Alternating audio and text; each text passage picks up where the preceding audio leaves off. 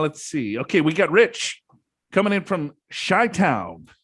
Hey, Joe, Alan, Andy, love the show. Retired police officer. All right. Thank you very much for your service. Rich, drive a Highlander. Love a good bourbon. Yeah, I like bourbon too. Like a little old-fashioned, Big Al? I don't like bourbon either. I usually stick with beer. I don't get into trouble that way. Nettie Flanders. Not while driving. Have a question about the popular bucket strategy.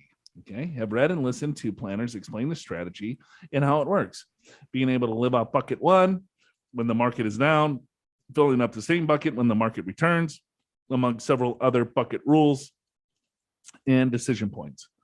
Why is this any different than withdrawing your money from any asset, even stocks, when they are down, but then turning around and making any needed adjustment to keep your whole portfolio at your allocation, say a 60-40?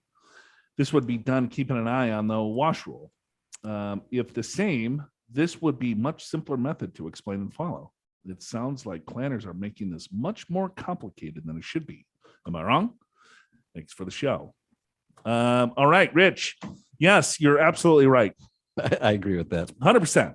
Bucket strategy is 100% marketing, in my opinion.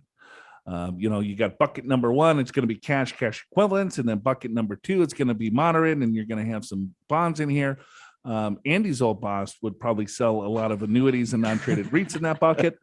And then you have bucket three, which is stocks. Yeah, but you put that all together and you just kind of look at the overall mix. It's probably a 60-40 split anyway. Yeah. And when you're taking money out, you keep your 60-40 split. So if stocks go up, you take it from there. If stocks go down, you take it from bonds. Very simple. Right. It doesn't have to be complicated. And then you have some cash. Yeah. Right. But what makes more sense is looking at what is the demand for the portfolio, what needs to come from the portfolio is going to determine what the mix is. Right. Is it 70-30? Is it 60-40? Is it 50-50? Whatever, because there's risk tolerance and risk capacity. We can get and bore you and make it more complicated than it is. But Rich, I think you're right on. The bucket strategy is more of a marketing strategy to make it more confusing for people that says, oh, I need the bucket strategy. You know the bucket strategy? I got to get myself some buckets. Yeah. I need some buckets.